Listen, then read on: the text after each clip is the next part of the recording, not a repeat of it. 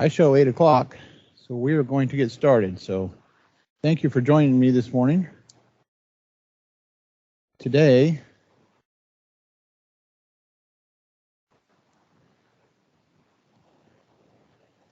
we are going to be discussing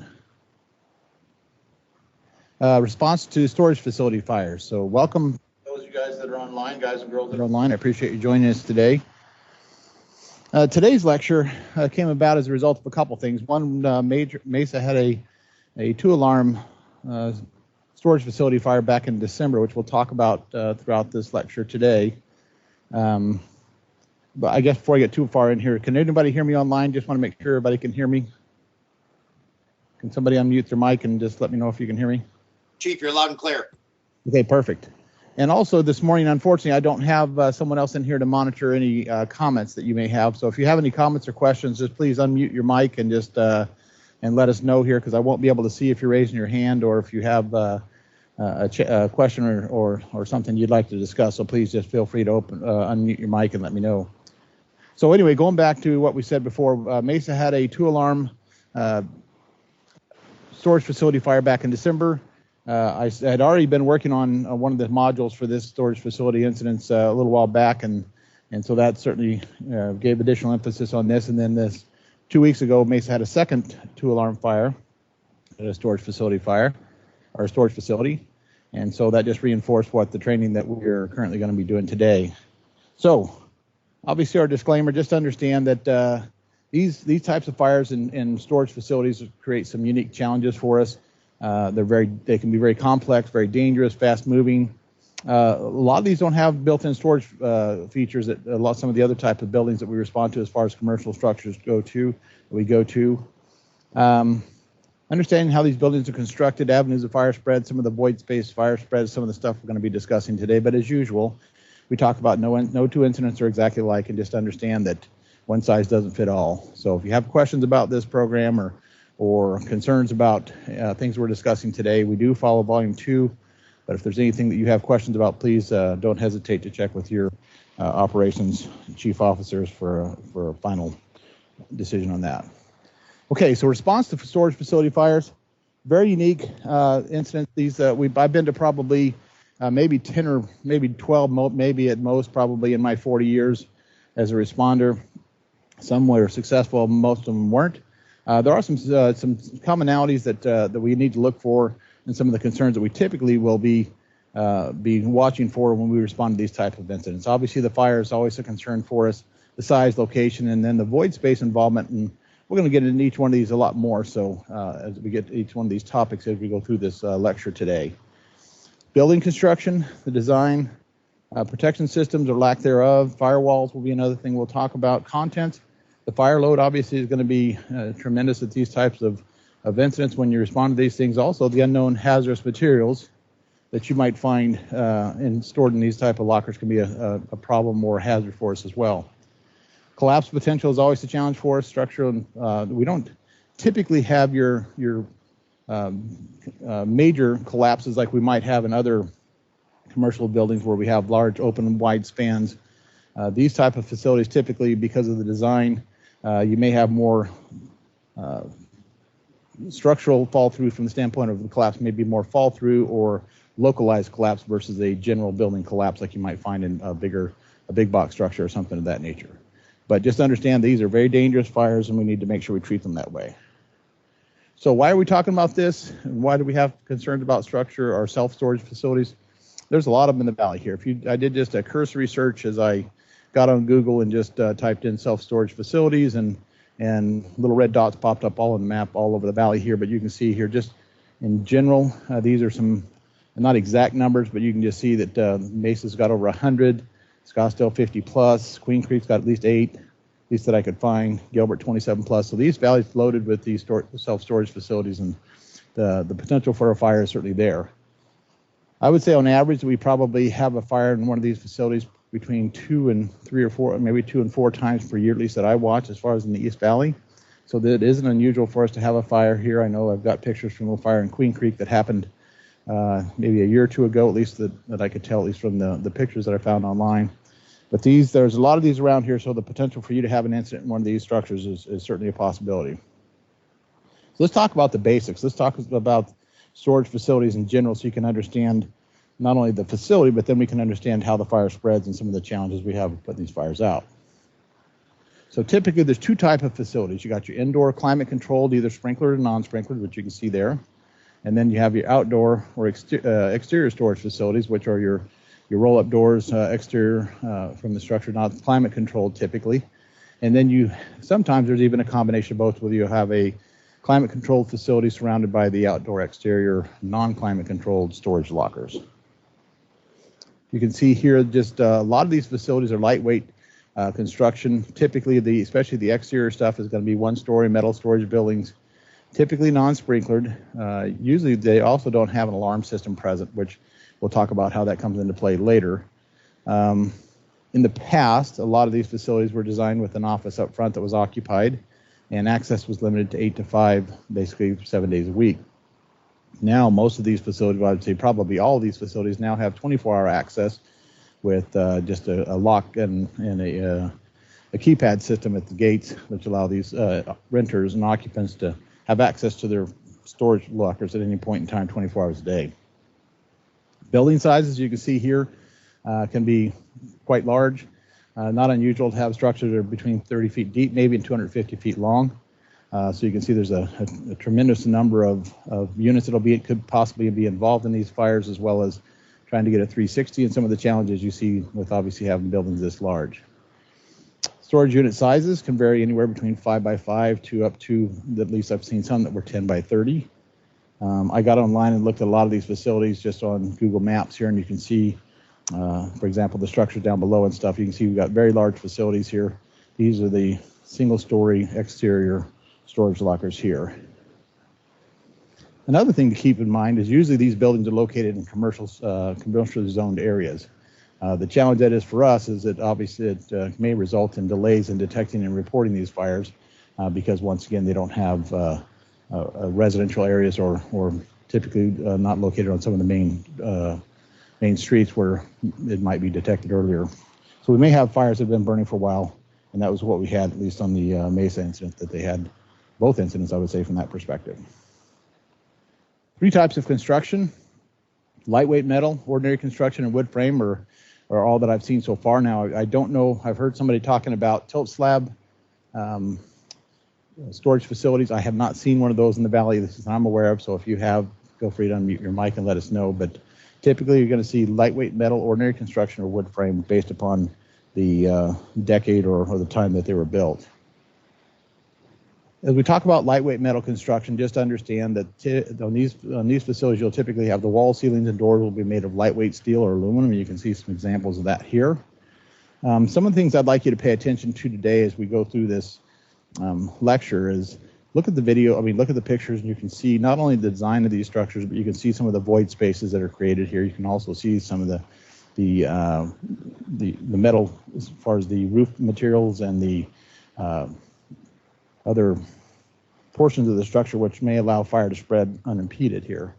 So you can see here, this is a structure that's under construction right now in Gilbert. You can see kind of the layout of these metal studs, very lightweight metal.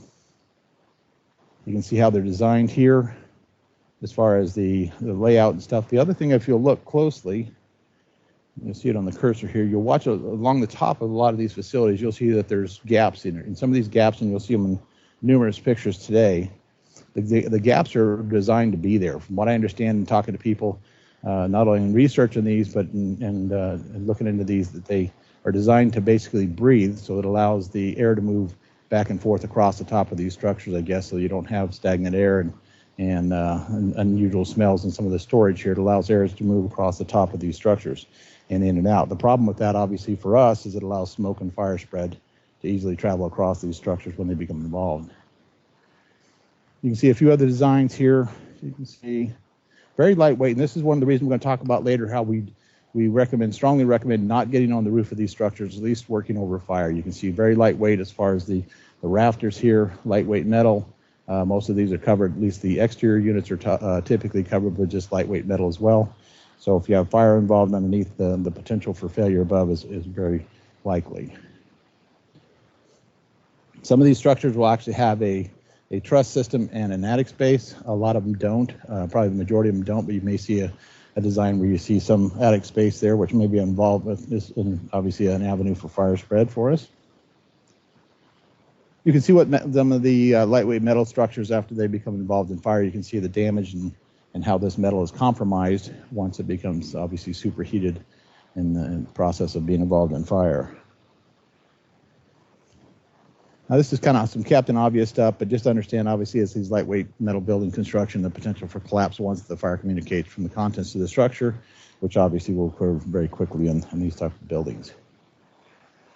Ordinary construction, it's typically going to be your brick block construction, metal or wood trusses, metal or wood frame walls, and lightweight metal roll-up doors. These are found, typically these were going to be built in, I would say the stuff that I've seen so far has been between probably the 70s and maybe late 80s. Where we've seen some of this stuff. You can see here is another design of that. And obviously they burn the same as the other ones do.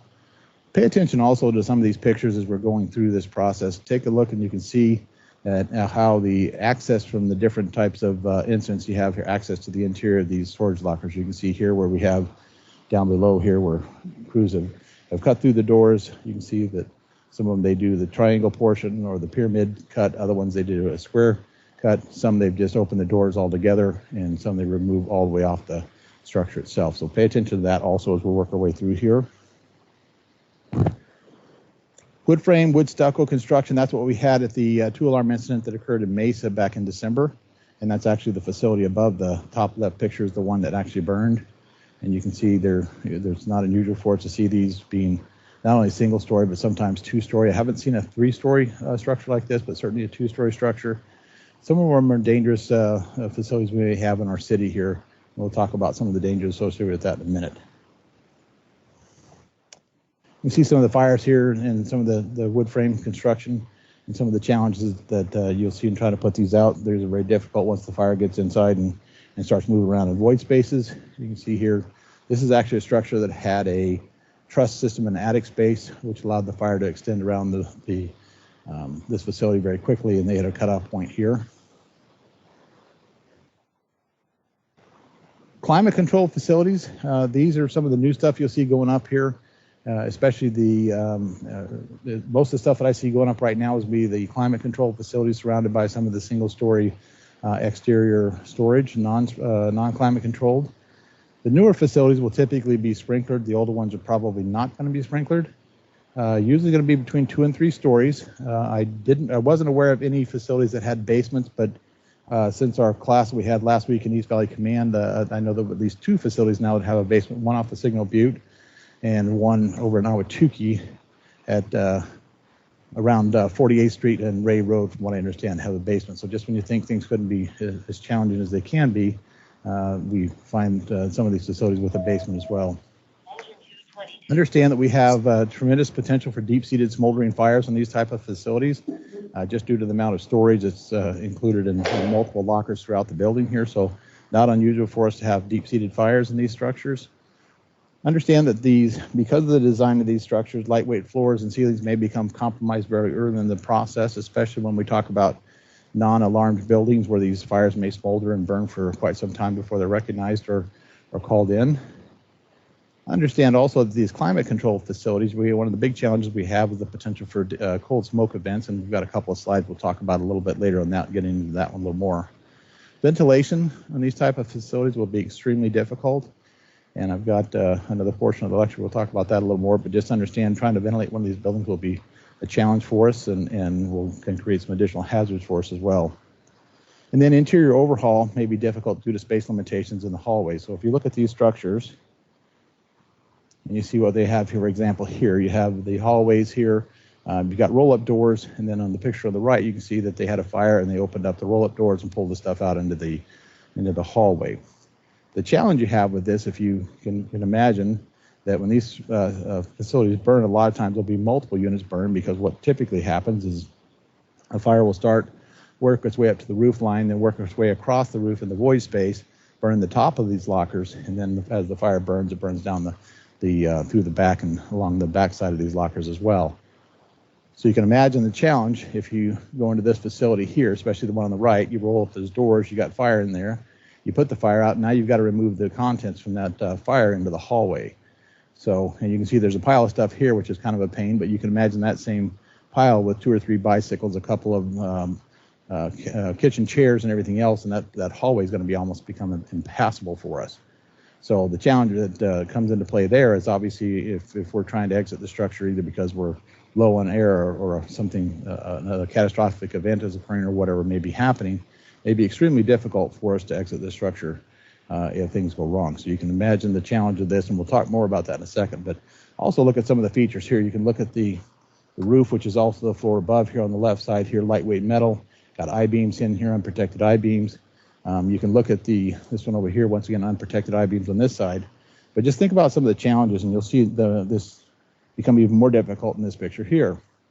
So that same challenge we had before, where we have fires in the involved units here and we're trying to force entry into these structures, you can imagine now that same hallway, if we were to cut off these locks on these doors on either side here, open up the doors just on either side to gain access to the fire that may be located inside these structures, just the doors alone being open would be difficult, even if there wasn't any material in that hallway. But you can imagine trying to drag a hose line through here where you have doors that are open, and now we're pulling the contents out of these individual lockers into that hallway to try to extinguish the contents. So virtually impossible for our crew members to get in here, operate in a safe manner to try to get to a deep-seated fire that may be involved in multiple units of this type of construction. So just understand the challenges associated with that, especially the climate-controlled facilities. These indoor facilities are extremely dangerous for us and can really be a challenge for us if we get dispatched to these type of events and where we have an active fire.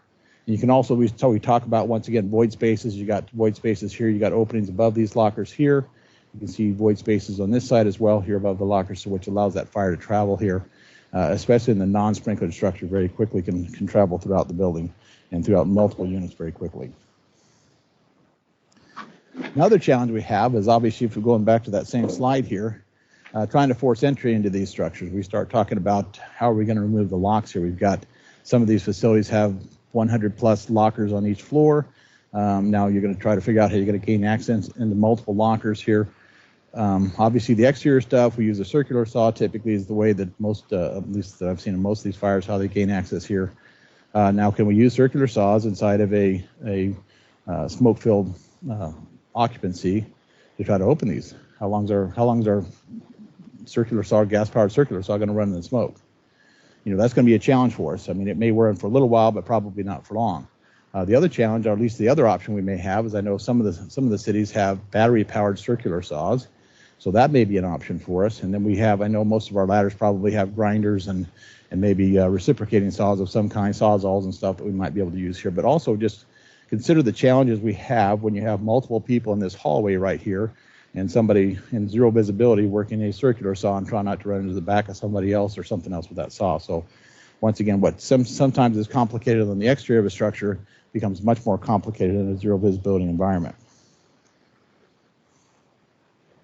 So when we go to these facilities, you can take a look. These are some pictures from some of the facilities that are just in the valley here, but you can see the long hallways. I mean, these things go on forever.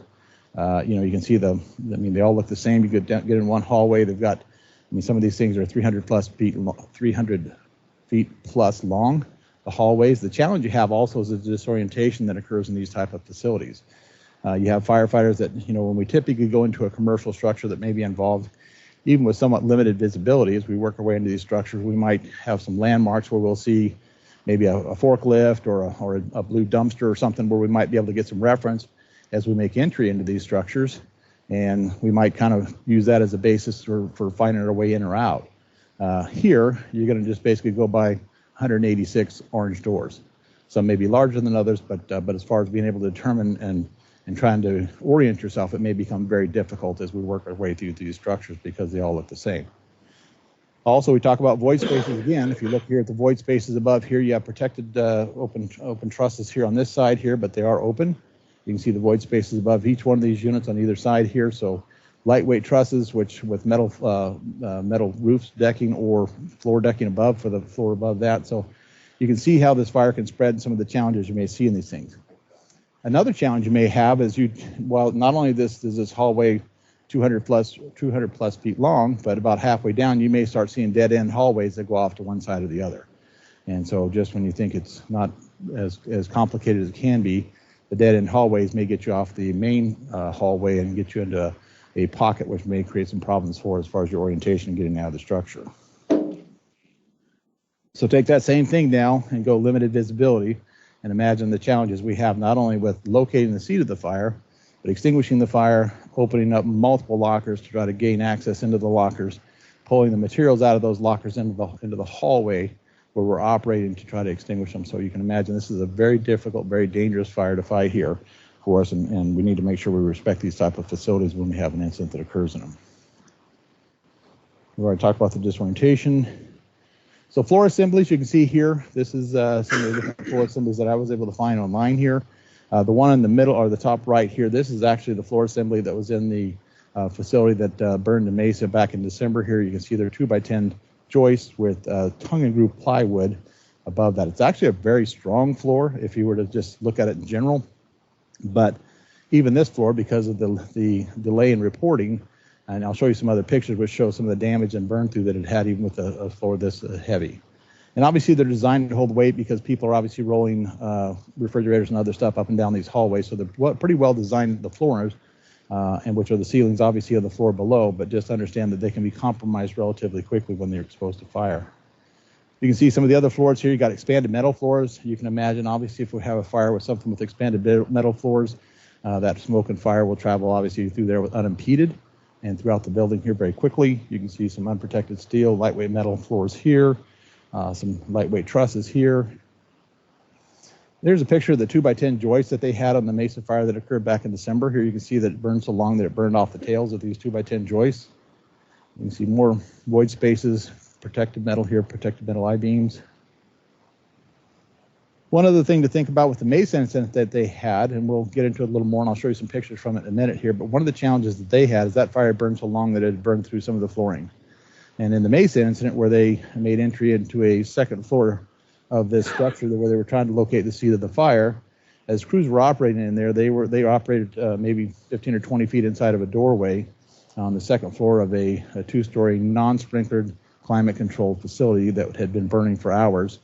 But one of the challenges they had, I guess, or one of the potential dangers they had is that where they stopped, if they would have continued down that hallway, probably about another 15 or 20 feet, they would have probably fallen through the floor and would have been a disastrous situation, because the problem with these type of facilities, and the one especially that was involved in this one, is that the hallways didn't line up. So it wasn't as simple as if that firefighter fell through the floor that they would have fallen into the hallway below that we could have opened down up the floor below and pulled them out. In this situation, these lockers didn't line up. So if they would have fallen through the floor on the second floor, they would have fallen into a locker, the backside of one of the involved lockers on the first floor. So you can imagine the difficulty on trying to recover a firefighter on the floor below that fell into the back of a locker that's full of stuff that's burning. So it could have been an incredibly tragic situation. Fortunately, it worked out, and the firefighters were not involved and were not injured in that situation. But this type of facility can really be a dangerous type of facility to respond to, and we'll talk more about that in just a second. So we talk about void space extension. You can almost expect it in these type of facilities. They're not designed to be airtight. Even the ones that are the climate controlled facilities, they're designed to allow air to circulate across the top of these places. So you can see here some designs. They're designed basically so that they provide gaps for allow that air movement, and they try to keep the gaps just small enough so that somebody can't climb over to the locker next door and steal their stuff. So you can see down below here these gaps that are built in here, 3 or 4 inch gaps all the way around this. Up here they have about an 18-inch gap on the top of this locker that's just covered by just some metal mesh to keep people from crawling over here. But it's not unusual for us to arrive in these things and find fire extended to multiple units. Once again, depending on whether it starts on the top, the back, the front, or the sides, obviously will determine whether it spreads side to side vertically or horizontally or all the above. You can see some other designs here. This one down below here, obviously a wood frame construction, but you can see people are actually storing mattresses and other things up here, which not only increases the fire load, but increases the potential for extension, as well as damage to the underside of the structural members of the roof, which can lead to failure much more quickly than normal. You can see some of the gaps here. Once again, this is all open above here with just metal mesh above that to keep people from gaining access, but you can see obviously that allows the fire to extend very easily. This is a structure that's located over off of Alma School and US 60.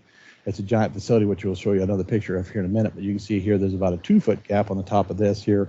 It is a sprinkler structure, but you can see that there won't be anything that'll stop the smoke spread here, and if the fire obviously overwhelms the sprinkler system, it can certainly travel between units very easily. This is the second incident that Mesa had just a couple of weeks ago, and you can see here the design of this structure had about a 6-inch gap along the top here, and you can see actually where the I-beam is actually distorted and from the heat. But this allowed the fire to travel across the top of these units and involve multiple units very quickly prior to the firefighters arriving. These facilities are notorious for stubborn hidden fires and rapid fire spread to multiple units, so not unusual for you to show up and see something like this picture on the right where you've got multiple units involved before you even arrive. So you can imagine the challenges of trying to gain access to these structures, gain access to the seat of the fire, and try to extinguish this before it runs the entire complex. Sprinkler systems. Some of the buildings are partially sprinkled, some are completely sprinkled, and a large percent of them are not sprinkled at all. So that can help us, and for the most part, it does help us as far as keeping the fire in check, but it can also create some additional challenges for us from a cold smoke perspective, which we'll address here later. Keep in mind that the sprinkler system on a lot of these structures depend on what's burning or where the fire starts. Obviously, if the fire starts in the top of the stored materials in a locker, the sprinkler system may extinguish the fire completely and keep the fire from spreading. The problem you have with it, obviously, is that a good percentage of these fires aren't going to start on the top. They may start in the middle, they may start on the bottom, they may start on the sides. And while it may activate the sprinkler, it may not extinguish the fire. It may keep the fire in check, but allow the fire to continue to burn until it burns up through the top of the pile or just continue to smolder. So that can result in, we talked about the cold smoke situations in some of these climate control facilities. Look for firewalls. This is one of the things, not all these facilities have them. As I was doing my random survey and looking at some of the aerial pictures of some of these structures, I found that probably maybe 20% of the ones that I saw were you were able to determine that they had firewalls present. But if they are, certainly it's going to be our best chance of being able to cut off a fire as far as fire spread throughout a structure. So you can see them. One of the things we need to make sure if we do have firewalls is make sure they're intact. Obviously, in a lot of these facilities, as they exist for a long time, people continue to poke holes to run utilities through them and other things, which may result in an area for fire spread. But in most situations, if they are intact, it'll be a good cutoff point for us as we talk about this here. And you can see these structures here. Firewalls here obviously kept this fire from extending past here. These are some large facilities in Mesa here. You can see here they've got firewalls midway through the structure, which would be a good cutoff point for us. There you can see a firewall here.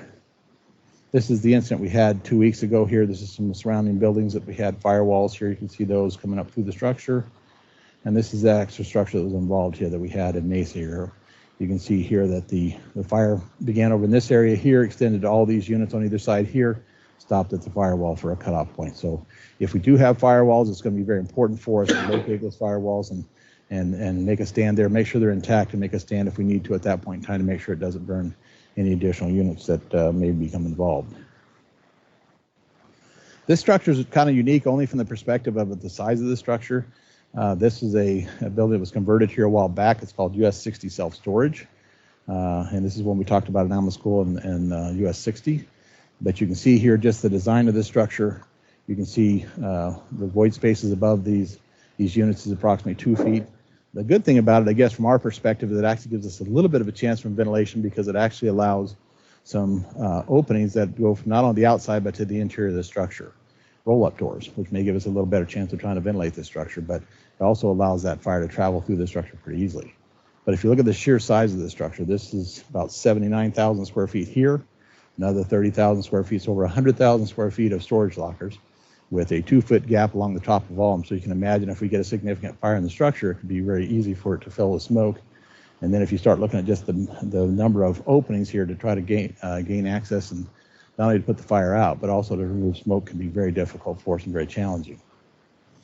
The other thing that's kind of unique about this structure is you have the ability to park big vehicles, and you can park boats and other things, and you can imagine even being sprinklered, a fiberglass boat fire, if you've ever been to one of those, could certainly overwhelm a couple of sprinkler heads very quickly and fill this building probably with zero visibility black smoke in just a matter of minutes.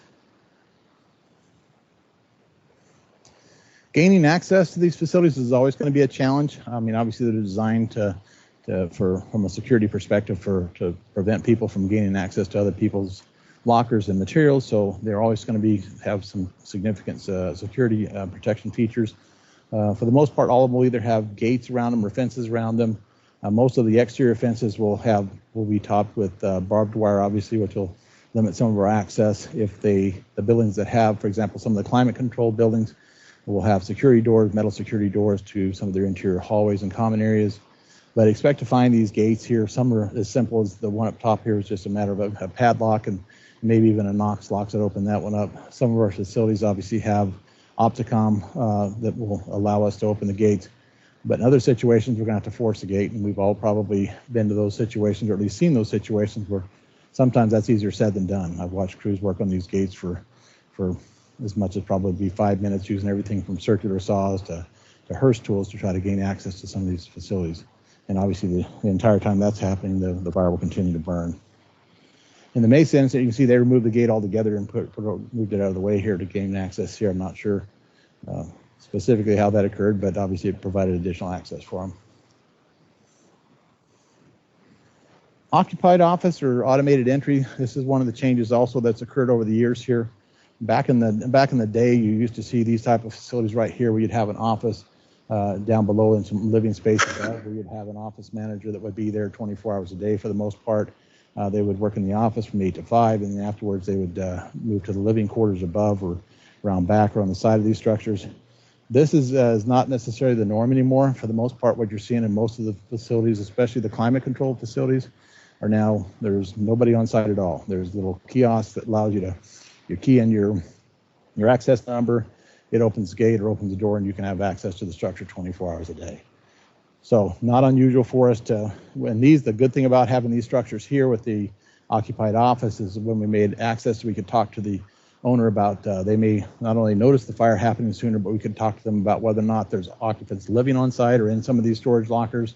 It would give us an opportunity to get a floor plan or a map of the facility if they're on site versus these other ones where obviously it's not going to be available. I know I went to get pictures of some of the I wanted to get some interior pictures of the climate controlled storage facility, went to the facility, went to the office, the door was locked. There was a QR code on the window, which allowed you to get access to a phone number, which gave you a machine, which then gave you information about the facility itself. So it's a lot more difficult for us to find out what's going on in these structures now with the kiosk-only automated entries. Storage, obviously people are cheap. I know I am. People are going to buy the smallest locker they can possibly buy, stuff all their stuff into it and be able to close the door. So you're going to see this type of storage here. You can see an example of this. When you pull up on these structures as you open the doors, it's not unusual for you to find contents from front to back, top to bottom. So you can imagine the challenge when we have a fire that's burning across the back and top of these lockers of trying to gain access to the materials that are involved in burning and try to shut this fire down or keep the fire from extending. Not unusual for us to find vehicles and other things in here. You can see some of the storage here. How about this one? Got a storage locker full of engine blocks. What kind of challenge is it going to be for us to get to the back of this storage locker for either overhaul or to gain access to maybe at the seat of the fire if there's maybe some fuel or oil or other products that may be involved in the fire here. Going to be a little bit of a challenge for us to see. Also expect hazardous materials. Every one of these that I've been to, we've encountered hazardous materials involved in these structures. Everything from, you can see here, paints and thinners to, you got the people that have their lawn business that don't have room at home to store the stuff, so they'll have 6 or 8 lawnmowers, weed eaters, trimmers, other things, maybe 15 or 20 gallons of gasoline that can obviously create a problem for us. Unmarked storage barrels. Not unusual to find. I know at least 2 or 3 of the ones that I went to, we found multiple 55-gallon drums that were unmarked, full of unknown products. Can be a challenge for us. You can see down below here, obviously the propane tanks and acetylene tanks here would be certainly a surprise for our crews, which didn't expect it if we had a well-involved structure, some of the challenges and hazards we have there. This incident here, you can see this corner and this corner here. This is an incident that occurred in California about 2 months ago. Was full of fireworks front to back, a 10 by 30 storage locker full of fireworks. So once again, if you've ever seen a fireworks facility catch fire and burn, these are extremely dangerous, extremely hazardous. But other things you can find in here, obviously you got the pool company guy that doesn't want to bring the pool chemicals home, so he's got a storage locker maybe full of 100 pounds of tabs, of chlorine tabs, maybe some the liquid chlorine, muriatic acid, all the other stuff that goes along with that, all stored in one facility now that are all degrading and creating a potential chlorine cloud for us. Pesticides, meth labs, grow labs are not unusual. I know over the years I've seen multiple incidents where they've found bodies in these things. Not live bodies, but murder victims that were stored there for who knows how long. So who knows what you're going to find. That's the challenge. You don't know what you're going to find in these structures. I would tell you that if you don't have a hazmat component responding and you are en route to one of these structures or you get on the scene and you're in command, don't hesitate to add a hazmat component because you're going to need it before you're done. On the Mesa incident that they had, one of the things that they located here, you can see is a World War II, some type of rocket or missile. I'm sure what is here, but you can see here some kind of anti-tank missile or something that was actually live. They found several that weren't, but they found one that was live. The ATF recovered that in their process during the investigation. Luke Air Force Base came over and picked up with the bomb disposal people that came over and picked this thing up. But once again, we don't know what you're going to find, and so you have to expect just about anything can be included in these structures. Another thing you're going to see on some of these structures, you're going to see center hallway or interior hallways on some of the exterior units. These are the single story, a lot of times the single story exterior units that will have a roof that covers the entire occupancy here of that part here, but then they'll have hallways that go north, south, east, and west or whatever to allow people to get access to the interior lockers in here. That's both good and bad for us from the standpoint of all these units are under one roof, so the potential for this to extend from side to side and front to back is good, but it also gives us some area for us to operate inside this inside the structure and be able to get cutoff points potentially to try to stop the fire from spreading. So this can work both to our advantage but also to our disadvantage because this has the ability to travel around us and behind us if we're not careful. There's also a potential for collapse inside the hallways if we're not careful as well. You can see an example of this here. This is what one of those might look like. You got a center hallway here. You can see the fires burning in the center hallway. Nothing showing from the exterior units out along the back side here, but this is where it becomes important for us to recognize these incidents and to recognize as we do our 360 that there are access points typically at least on either end of the structure where you can gain access into that center hallway. This incident that occurred back in the 90s here, this firefighter was up on the roof of one of these center hallway structures. They weren't aware of the center hallway. Firefighter fell through the roof into the center hallway, but they weren't aware of the doors that gained access to it on either end. So as a result of that, firefighters tried to gain access to the firefighter through the exterior units here on the side. And obviously by the time they got through those units, the firefighter had already perished. This is the incident that Mesa had the other day. It's just an example of that. You can see the hallways they had here. They had exterior doors that ran into hallways that had multiple units on either side. You can see that void space that allowed the fire to travel across the top here. But you can also see some of the challenges if we open these doors and try to pull the materials out of these doors to try to work, and it's going to be very challenging for us. So some of the response considerations. Understand that if you are dispatched to one of these type of incidents and you see any signs of a significant working incident, I would strongly suggest you go to a minimum working fire, but would recommend going to a first alarm, because you're going to find on these type of events, there are manpower intensive events. Not unusual for you to go to a first or greater on these things. I can tell you that if you have a working fire in one of these units, that you will use up every bit of a first alarm and more. So I would tell you, go to a first alarm while en route if you have significant signs of a working fire. Here's just some examples of some great low alarm incidents. Here you can see 100 firefighters, 4-alarm blaze, 3-alarm blaze, 2-alarm blaze, 5-alarm blaze. So not unusual at all. I know the majority of the ones that I went to at least went to a first. I think the greatest one, the biggest one I had was a 3-alarm fire on an incident we had in Tempe many years ago. But just understand that we're going to use a lot of resources in these type of facilities. This is the 2-alarm fire Mesa had here the other day. Pre-plans, if you are lucky enough, if you're first due, I know sometimes it's very difficult for us to be able to pull a pre-plan and get information about these facilities just because there's so many things to do between directing the engineer and other things as you're making access to these facilities. But if you have the ability, especially if you're second due or later, Try to pull a pre-plan if you have one. I know that we have multiple pre-plans for some of the units in Mesa. I know it doesn't cover, at least that I was able to see, it looked like there was about 30, maybe 30 or 35 pre-plans, and I think we have 100 plus units or facilities. So obviously they're not going to line up there. But if you do, you can look at layouts, exits, construction type, FDCs, firewalls, hazards, hydrant locations. Hydrant locations is a big one for us, and I would tell you that one of the things that certainly as engine companies, one of the biggest things you can do on these type of events is to locate your hydrants and try to lay in from the proper hydrant on the way in.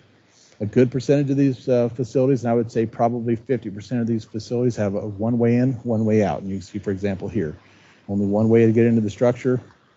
And depending on what our first due engine company does, if they lay a supply line in from the street through that front gate, we've just limited, for the most part, all the additional crews that can make entry into and access into this facility. So I would tell you, if you're responding to an incident of this nature, I would tell you to look at the map and consider, instead of taking, for example, if you have a fire in the middle of maybe number 800 here in the middle of this unit here, instead of just taking this hydrant, coming over and going 800, blocking this thing out, I would tell you it would be better off, I think, to consider coming down and taking one of these back hydrants over here, or taking the one coming all the way around here, coming up here, and allowing other units to take some of these other hydrants before it closes off the main entrance here, so we can get additional engine companies with additional access, with the ability to deploy multiple hand lines into a structure like this, or master streams or other things before the facility becomes blocked.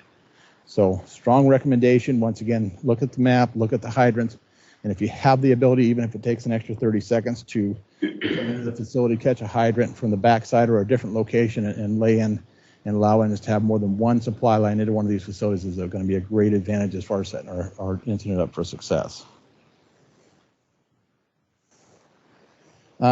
One of the things to think about, this is one that came up in discussion on our class last week, but one of the things to think about also as you make entry into these structures, we talk about the disorientation. I probably should have moved the slide over there, but the disorientation and getting these long hallways with similar looking units is you can use the numbering system to help you sometimes exit the structure, or it can also help us out from the standpoint of if you let command know in your PCAN report where you're operating, especially if you have a unit number and we have a pre-plan, it really helps us out to identify where a crew is working. So if you say, in your PCAN report that you made a right wall search, you're operating in front of unit number, 261, you need additional crews for with an additional hand line, whatever it may be as far as your PCAN report, but giving us that information helps us to locate you on a map and know exactly where you are if something goes wrong, where we can send crews to recover you.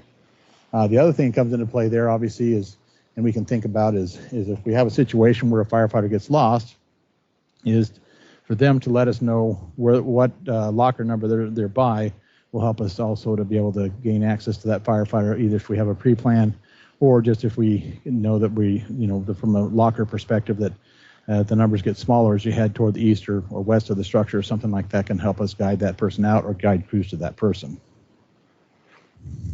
This is the incident that Mesa had back in December here. You can see here, this is a 27,000 square foot, each floor is 27,000 square foot, so 54,000 square foot building overall, the portion of the building.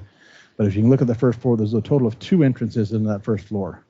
So there's one here, you can see, I guess you'll see them here, one here and one here. So when you have an incident like this, we talk about, because these buildings aren't designed to be occupied, so they don't have to have the same number of doors and entries and exits and emergency exits and such.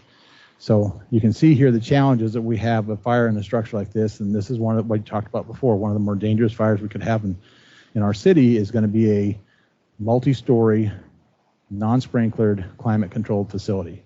And this is what Mesa had the other day. Very dangerous. But if you can look at it here, you can see the challenges of trying to get access into portions of this building.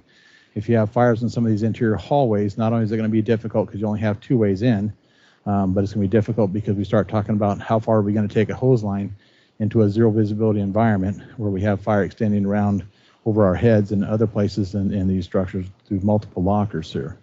And then once again, if we do get into place, not only then the challenge that we talked about before, if we have fires, for example, in these units over here, is trying to empty the contents out into that 4 or 5 foot hallway with roll-up doors or opening doors here, one of the two, and try to gain access and put that fire out. It's going to be extremely difficult and very dangerous for us. So some of our unseen activities, obviously when we get to these structures, if you have the ability to get a 360, it's very important. Some of the things we can identify there is we can identify not only the location, but the stage of the fire itself, as far as how far it's extended, if we can maybe able to see that, we may help determine the seat of the fire. For our climate control facilities, we may give us an opportunity to see what different entry points we may have as far as making access to the structure. It'll help us determine the type of construction, potential cutoff points, firewalls, etc. It'll help us with our apparatus placement, deployment, helps us understand access and egress as far as the layout, and will increase our firefighter safety. Our 360 options we have obviously is going to be a driving 360, because once again, these facilities can be rather large. Another option may be you may get an assignment from either a BC or as a company or from the incident commander to give you a 360, which may be either walking or, depending on the type of structure, you may have to get a 360. The other thing you may get from the incident commander is you may be a sector officer in one of these driveways, and because of the length of the building, they may tell you that they want a 180 from your side of the building, and they'll get a 180 from the other side to complete that 360. And the less preferred, obviously, would be a Google map will give us at least a general idea of what we have as far as the layout of the building.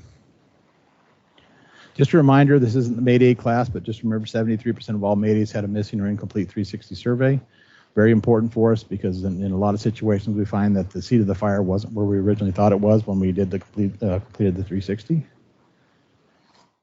Establish a water supply. This is going to be one of the things I can't reinforce enough to you. There's a lot of factors that are involved in it. We'll talk more about apparatus deployment and apparatus placement here in a minute, but just understand things get better with the water supply in these type of incidents. This is one of those where going in dry is probably not going to be your best option, but I would, like I mentioned before, though, going and tagging the correct hydrant in the facility may be very important for us as far as having a successful outcome of an event. In these situations, if we can, we're going to want multiple supply lines and from multiple directions and different driveways, especially if we have a center exterior storage locker facility fire that has lockers on either side. Be careful also, we obviously don't want our apparatus to become an exposure as we depend on our apparatus placement. So here's some considerations for us. Obviously, if you're the IC number 1 coming into a structure first do one of these type of incidents, we're going to determine the strategy. We'll talk about that more in a minute here. You're going to determine an attack method. Are we going to use pre-connected hand lines, inch to 3/4 or 2.5? So I would direct you toward a 2.5 when possible, because of the reach, volume, and penetration that we have available to us. There may be situations where some of the doors are burned off, or we may have access just because of the design of the structure, where we can use a deck gun attack or a potential blitz fire attack, maybe where we drop off a portable monitor to maybe hit the seat of the fire as we work our way down with the 2.5, a few units down, to try to cut off the fire as far as shutting off fire spread. Transitional attack on these structures is typically not an option for us. Most of the time the doors are closed, so there's really not a lot of options for us to conduct a transitional attack. So probably not one you're going to see here in most of these type of incidents. Obviously, you'll determine whether it's going to be an interior or exterior attack based upon whether it's a climate controlled or non-climate controlled. One of the things to think about also, there's going to be a lot of discussion here about creativity. Some of these events are very difficult and challenging for us, so considering different means of attack may be an option for us as far as a penetrating nozzle or some other things we might want to consider as far as gaining access and being able to cut off these fires. We talked about establishing a water supply. Pump the FDC. If there's an FDC, make sure we pump that or have somebody pump that for us. We talked about requesting a hazmat component. If you have an RP on site, make sure you get a resident reported all clear, for lack of a better term. They will probably, if you have a resident on site or a RP on site, they will probably know whether somebody's living in that facility. Sometimes, obviously, people that are living there typically won't tell the owner because they're not allowed to. It's illegal for them to do so. But there's a lot of times where I think these facility operators are aware of these people living there, but just turn a blind eye to it. So if you have an RP, ask them if they have anybody or any occupants on site. Forcible entry is going to be a big challenge for us. We've got a whole bunch of slides on that in a minute. Bring your TIC, use your TIC. You're going to find it could be very valuable here as far as trying to locate the seat of the fire and where the fire is spreading. Provide good CAN reports. We'll talk more about that in a second. And then as far as predictable ladder assignments, forcible entry, and potentially ventilation, which is going to be a challenge, maybe an option for them. So forcible entry, this is going to be one of the biggest things that you're going to be involved in, obviously, on these type of facilities, because you basically have 180 or in some instances, the incident Mesa had, they had almost 480 lockers total between the two floors. So at some point in time, we're going to have to gain access into a good percentage of those lockers. So just be prepared for forcible entry being a challenge for us here. couple ways you have to provide forcible entry. You can either cut the locks or cut the doors. In a lot of the fires that we talk about, and other types of fires, we talk about trying to keep the building vent limited and fighting the fire vent limited. This is really not an option for us in these type of facilities because they're designed to breathe.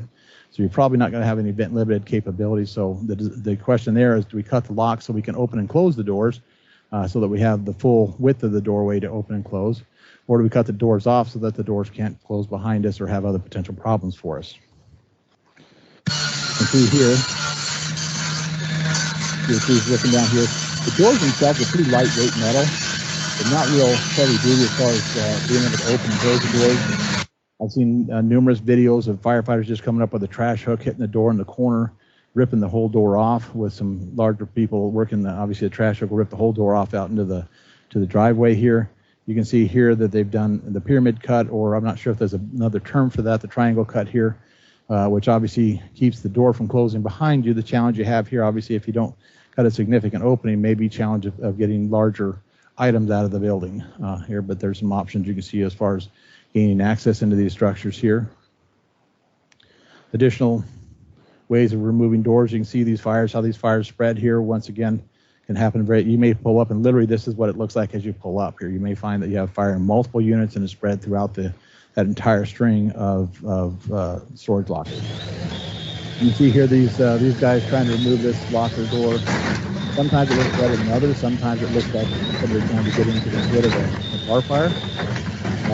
But you can imagine we've all been there and had that challenge.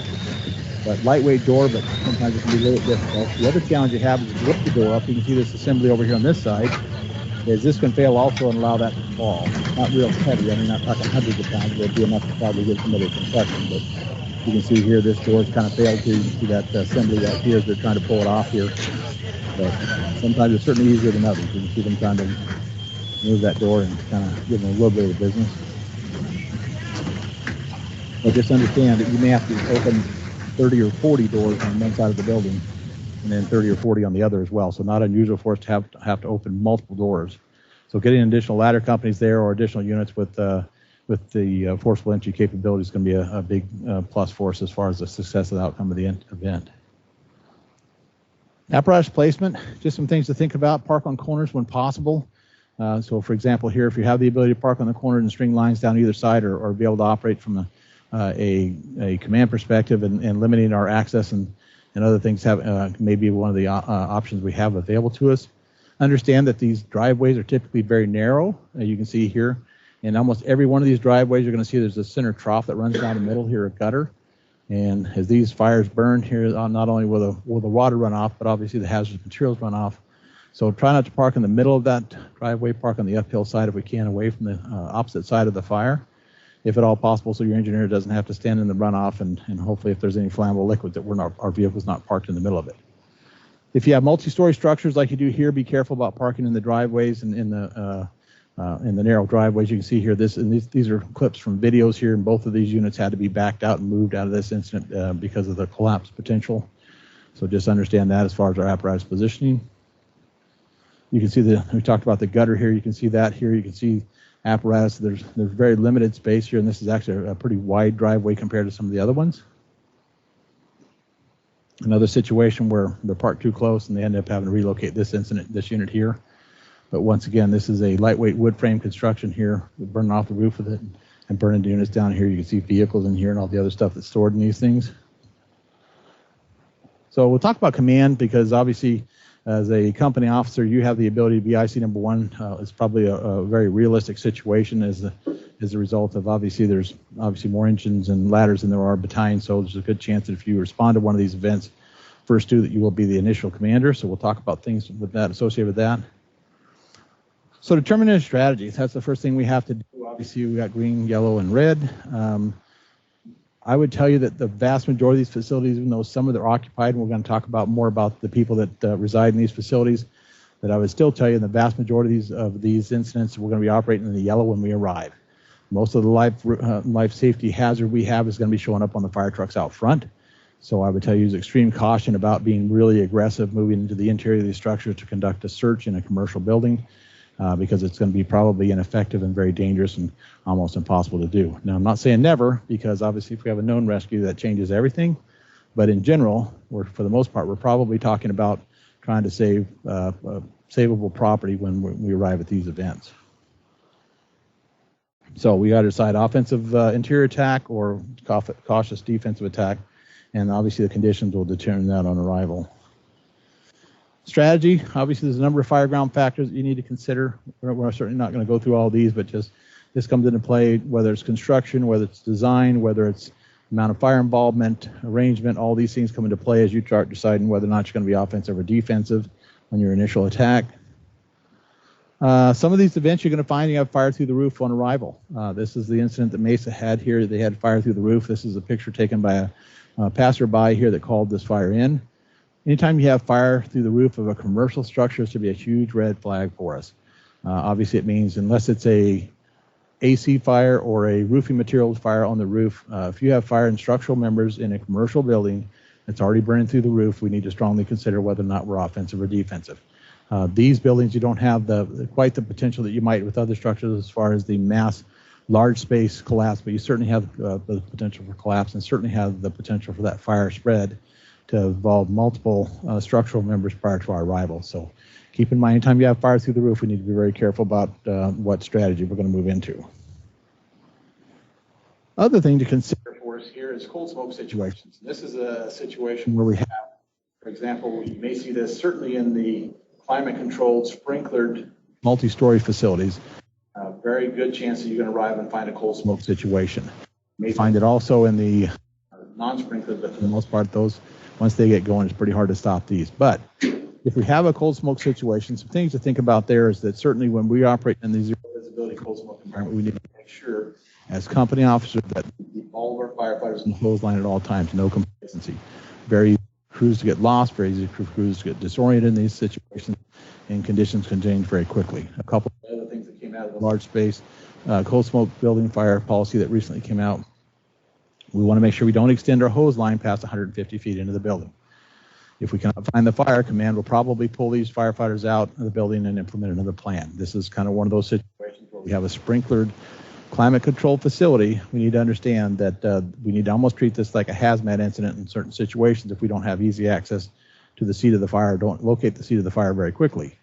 One of the things they recommend is command should consider pumping the FDC, ventilating the building, and removing crews from the outside of the structure until conditions improve. So we talk about that here. It talks about pull firefighters from interior positions, pump the FDC, ventilate the building, and come up with another plan. Just some things to think about. Another thing just to remember is some buildings are just losers.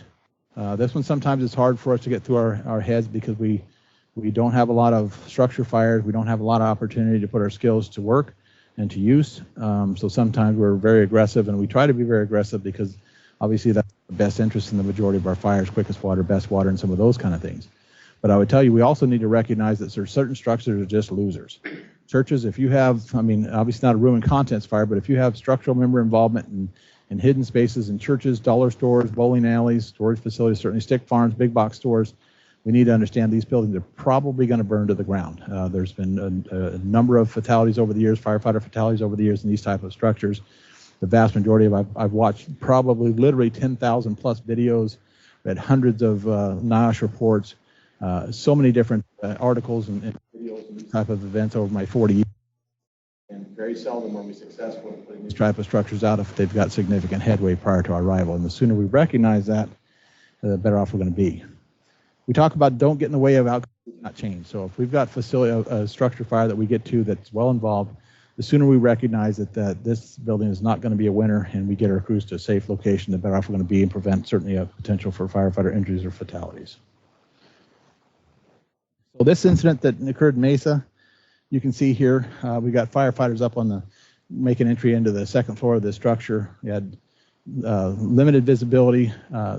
Originally, the report was a single-story structure, but it's obviously a two-story structure.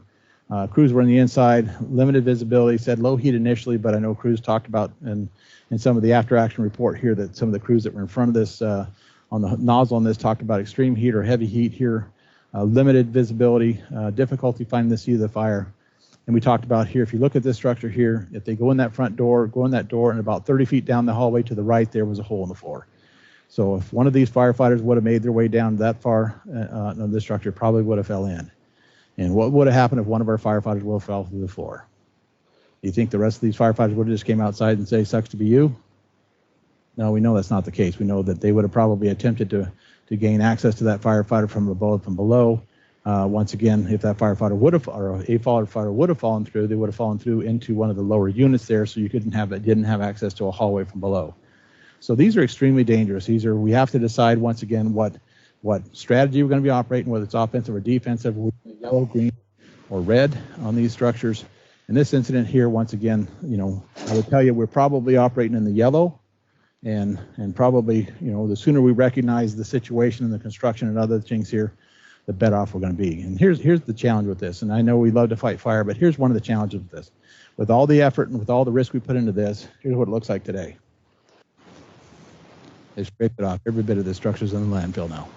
So every bit of risk that we put into this, every firefighter we sent inside this, every bit of carcinogen exposure we had here, every person that was exposed on this incident, every person, whether it's the risk of the incident itself or the building itself, really put, there was, for the most part, the owner didn't care because obviously they scraped off everything here and put it in the landfill. So just keep that in mind as we try to determine the risk level and what we're going to do with these types of events so that we don't put ourselves in unnecessary risk and put ourselves in a position where our firefighters can be injured or killed trying to protect even, not even savable property in a lot of these situations. So just something to think about. Okay. We'll go back and we'll keep going here. Just one thing brought up during the break here is somebody mentioned that most of our ladders now have angle grinders. That is another great option for us as far as removing some of the locks on these type of facilities. So, and a lot of times having multiple methods of gaining access for forcible entry is going to be in our best interest. So just something else to consider. So we talk about tactical level considerations. This is if you happen to be the sector officer once again. As a company officer, once IC number 2 arrives there's a good chance they're probably going to make you a sector officer. So these are just some things to think about, obviously, when you're assessing the fire floor, sizing up the fire floor for an interior structure. Hose line management, 1 3/4 versus 2.5, and that's just going to be a judgment call based upon what your needs are. If you're in a climate-controlled, non-sprinkler structure at 2.5, maybe in your best interest to be able to get that reach penetration and volume to try to get ahead of the fire. If you're on an exterior roll-up door type of facility, 1 3/4 may make more sense as far as being able to move and get ahead of the fire and cut the fire off. So it just depends on the type of event, and that's a judgment call based upon obviously the company officer's experience or the conditions that they find. Management of roll-up doors, we've already talked about that. We remove the door, we remove the locks. Trying to gain access to the seat of the fire, and then trying to figure out how we're going to move and remove some of the storage from the lockers to gain access to the burning materials is going to be a challenge for you. Identify cutoff points. We'll talk about that more in just a second. Fireground survival, air management. We got to always maintain air management, especially when we're operating in the interior of these structures. So these are areas which, once again, conditions can deteriorate very quickly. So we don't want to be operating in an IDLH with our vibro alerts or bells ringing, obviously. Make sure that your crews operate and stay on hand lines. These type of facilities, especially the interior structures, very easy for our crews to get disoriented if they get off the hose line and get potentially lost in the building. Management of smoke is going to be very difficult. Void space fire spread is going to be not only possible but probable, and we'll talk about some creativity in just a second. So task level considerations, we get that supply line, apparatus placement, clues truck strategy. Request additional resources, we've already talked about that. Get that 360, deploy your hand lines, establish a plan to access the involved units, find the cutoff points, and maintain accountability. PCAN reports, and this is a big challenge for us here. I know that in Mesa, we've completed a PCAN reporting class that for all of our members here recently. But I would tell you, in this incident, they had in both incidents that they had, some of the PCAN reports were probably not as descriptive as they should be, and created some confusion from a command perspective. So I would strongly encourage when you're providing a PCAN report, or if command calls you and asks you for a PCAN report, that you make sure you give a good report so that command can get the information they need to be able to support you and to be able to get the proper resources coming and to be able to try to have a successful and safe outcome that we're looking for. So from a position perspective, once again, what floor or area you're working in, How far in are you? Right wall, left wall, north, south, east wall. Those things all come into play as far as command's perspective. There's a number of times where the incident commander may not be able to see where you make entry into the structure. Sometimes they may not be able to see that side of the structure that you're operating on. So their ability for you to provide that information and paint the picture that they need is not only beneficial, but also becomes very important should something go wrong if we have a catastrophic event. So we talk about that. So if you're doing, if you make entry on the east side, we've, Sector 1 to command, we've made entry from the west side of the structure. We're doing a right wall search. We're about 30 feet in on the west wall, something, whatever it is, may be. Conditions, we talk about whether there's heat, high heat, moderate heat, low heat, or no heat. Very important to the incident commander. If you're in a situation where you have a high heat, low visibility, zero visibility situation, obviously we need to change that environment or get out of the structure, and command will probably recommend that same thing. Smoke or visibility, is it clear, limited visibility, zero visibility, or cold smoke? Command needs to know those as well. If you have a situation where you have zero visibility, cold smoke, that's going to be a factor as far as our strategy and how we're going to approach this incident. Fire, do we have heavy fire, smoldering fire? Do we have hidden fire? Do we have extension, fire extension? If you're one of the sector officers and you have fire extending into units, maybe the apartments to the west or to the suite to the south, whatever it may be, that's the kind of information command needs to know. Make sure they understand that the fire appears to be extending to the suite to the south of the involved occupancy, so command can either redirect units to that location, pull you out and move to that location, go defensive, or other things that may come into play. Other things that come into play there, obviously, is hoarding conditions. Something of that nature would be something very important if you have that type of condition on the interior of a structure and it's not visible from the exterior, or the incident commander may not be aware of it. Actions. Our actions will be focused on achieving the benchmarks. Identify what your crew or crews are doing, whether you are conducting fire attack, or you're working toward a primary search, checking for extension, and then include the progress or lack thereof. If you've completed the primary search, or we've almost completed the primary search, make sure they know that. If you are having difficulty with extinguishing the fire, if the fire is getting larger, that's the kind of stuff command needs to understand here, because if the fire is getting larger, they may need additional resources or additional alarms or change of strategy.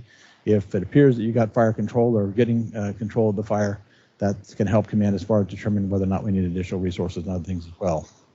Needs, this should be once again, when you ask for additional resources, be specific with those resources.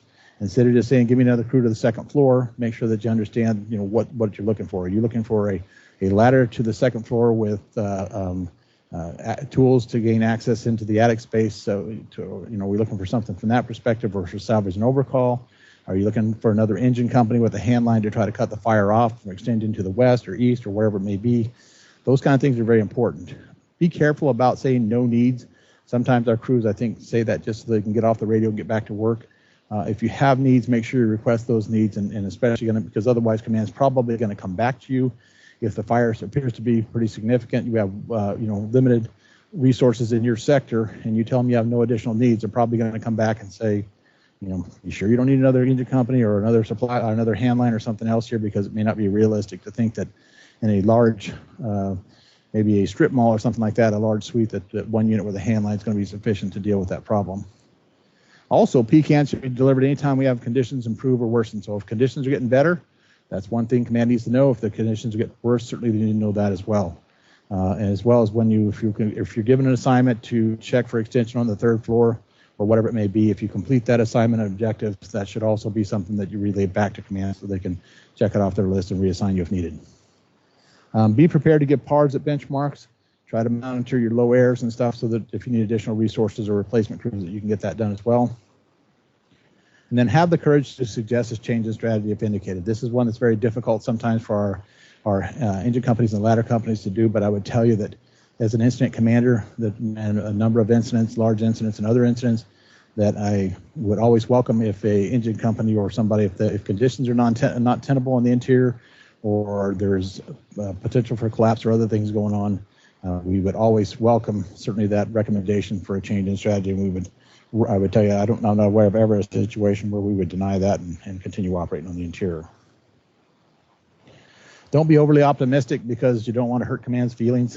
We hear this every now and then because they thought things were going well, or they didn't want to get the incident commander to get mad at them or whatever else. I would just tell you, give certainly accurate reports here for the interest of safety of our members and the efficiency of the operation.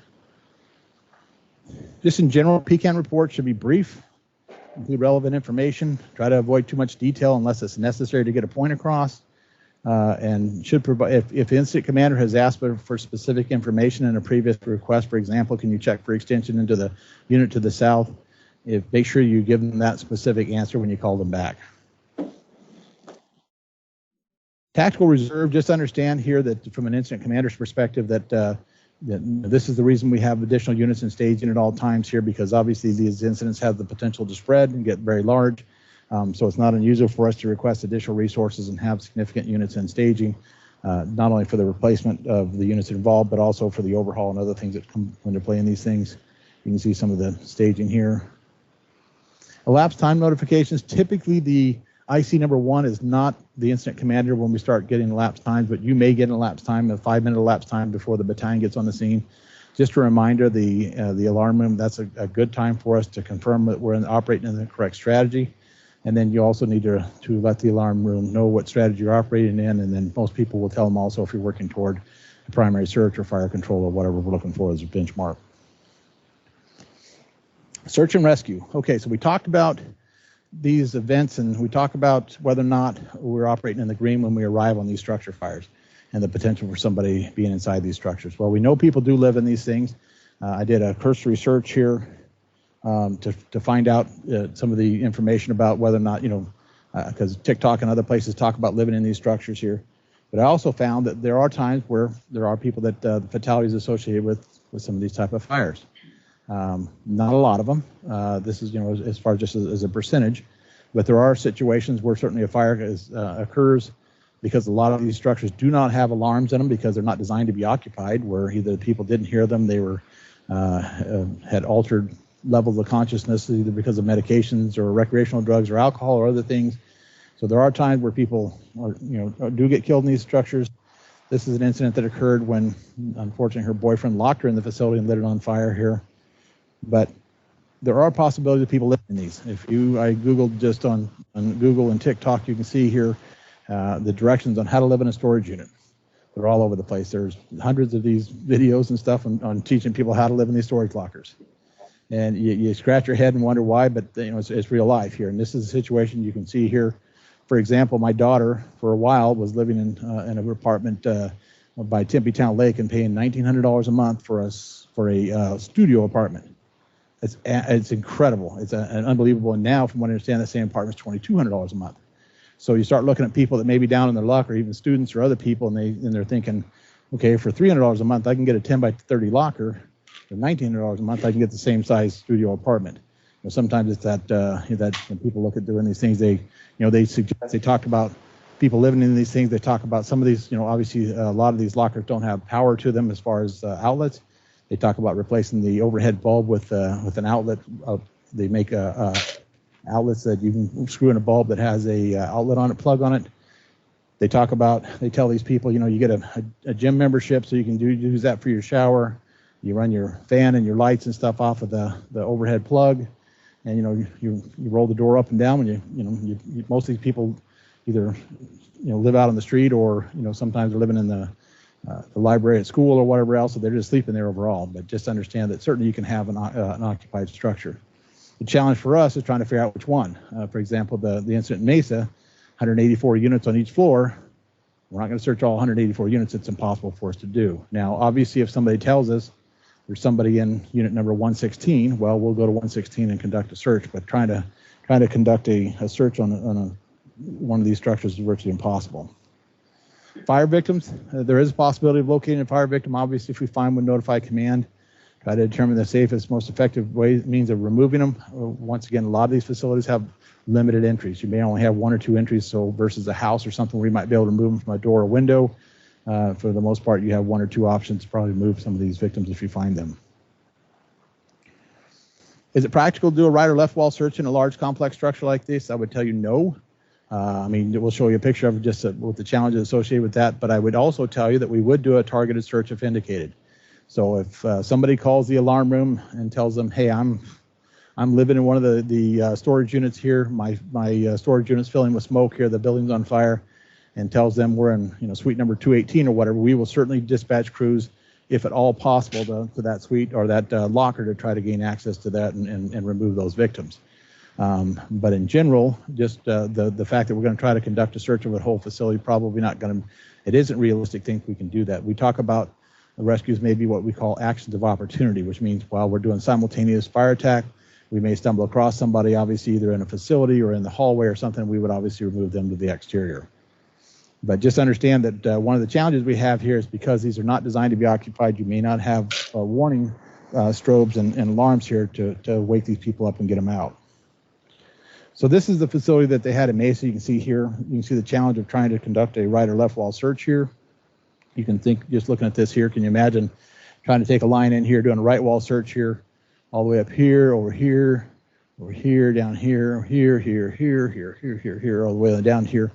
Not to mention you would have to have a 600-foot hose line, but then once again, that's just to get through the hallways, unimpeded hallways here if there's nothing in them. Now if you try to see you're going to try to conduct a search on numerous units, I mean, it would be virtually impossible to do if you didn't have a unit that you were trying to get to. So given the assignment or trying to get a primary search on a facility like this is just not reasonable to consider. Fire attack options. Big thing we want to try to do is gain access into the storage lockers, try to stay ahead of the fire, try to cool the overhead and void spaces while extinguishing locker contents, and then we're going to remove the locker contents to the exterior to get to the seat of the fire if needed. F500 may assist us a little bit, but unfortunately, because of the piled storage, they're probably still going to have to remove the materials to the exterior. We talk about what size hand lines. It's going to depend on the situation. Keep your crews on the hand lines. Understand these fires will travel fast. A lot of times they'll be over multiple units before you even arrive on the scene. For interior fires, we don't go more than 150 feet inside. And then obviously expect the unexpected with just the unknown contents of some of these buildings. Another just reminder for you, if you have crews operating above the fire, if you're on the second floor, we need to make sure if you're IC number 1 that we get crews to the first floor. We need to check the other floors because these fires, once again, have a tendency to spread both horizontally and vertically. So we may have a situation where, for example, they had in Mesa where the December fire, where they had heavy smoke pushing out and fire from the roof and smoke pushing out of the second floor of the involved occupancy, but the fire had started on the first floor. So that's one we need to get crews on both floors to see if we can locate that seat of the fire here to make sure we have access to both floors here and getting ladder crews in each floor to be able to open things up here, especially if we have the potential for somebody to fall through. We talk about creativity. Some of the challenges you have in some of these structures, we talk about just the sheer volume of material. But one of the other things to consider, for example, especially when you have those exterior single-story units where you have lockers on both sides, 2 different driveways, one of the things to consider, at least some of the fire attack options you see here, is that if you open the door on this side as fully involved and full of materials, can you go around the back side and cut a small hole through maybe an empty storage locker on the back side to fight the fire? Just things to think about. Certainly not every time, but maybe an option for us if we're having difficulty gaining access from the other side. Is something to consider. Can we use the penetrating nozzles? We talk about options here. If we try to get ahead of the fire, can we put a attack spike or a penetrating nozzle into the void space above the units, move down maybe 6 or 8 units or 10 units, whatever may need to do to get ahead of the fire here. Put a couple of penetrating nozzles into that void space, open up some of the lockers down below, and try to cut off the fire from spreading at that point. Just something to consider. If you look at the video down here in the bottom, the penetrating nozzle moves a lot of water. And we may be talking about just a 12-inch void space above a 30-foot wide locker. We put a couple of penetrating nozzles in there. We can probably have a pretty good chance of cooling the overhead gases and potentially cutting off the fire spread here. Just some things to think about. Can we take one of these structures, and if we can't get access to even one of the cold smoke incidents, if we take our thermal imager, we find a fire on one of the exterior walls, can a ladder company go up and shove a penetrating nozzle through the lightweight metal siding to gain access into one of the, to a unit on that side versus going 150 feet or 200 feet down a cold smoke hallway to get to it? Just some things to think about. Coordinated fire attack. This is what we talked about before, where we talk about finding a cutoff point, going back far enough where we know the fire hasn't extended past that. We try to do, obviously, the long side of the structure when possible. We talk about doing a strip cut up top with a ladder company. We don't operate over fire, obviously, but if we go to an area that the fire hasn't extended to at that point, We cut the strip cut. We put crews on either side of the building with hand lines to keep the fire from extending across the top. And in some situations, they even have the ladder company up top have a hand line here just to keep it from extending past that point. You can see here some of the operations trying to cut off the fire here. You can see the same thing. We talk about cutoff points. You can see the ladder trucks up here. We're trying to make a cutoff here at this location. Here you got fire extending down here. They're up top trying to make a cutoff at that point in time. You can look at natural breaks, for example, for cutoff points where you have an L shape or U shape. Sometimes it may in the corners. That may work for us. Certainly at firewalls would be another great option for us. One of the things that helps us out a lot, obviously, if we can find empty storage lockers versus having to move all the stuff out of it to try to get access into it to keep the water from or the fire from spreading. You can see more cutoff points here. You can see them cutting off the fire at this point, this location here. You can see this it has an attic here, but they were able to cut it off at that location. You can see the cutoff here.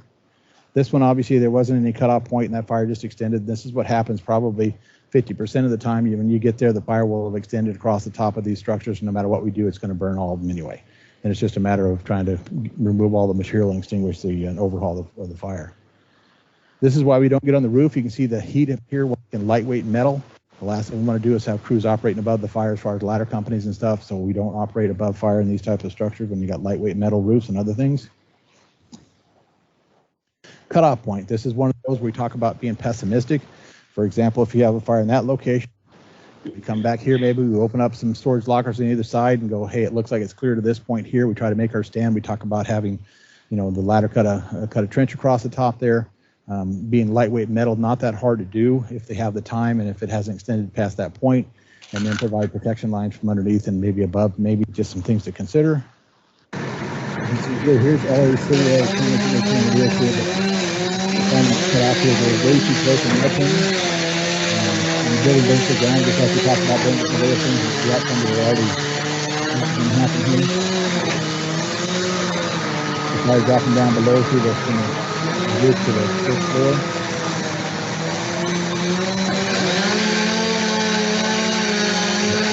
The outcome of this incident has already been decided long before we got here. That's why through the roof and the rod and the thing, we're going to get cut off points here, but this is breaking up the water and California is now, but not right before. It wasn't as well to put this thing up just because it's going to be extremely difficult just to burn the fire that burns the boat into the commercial community.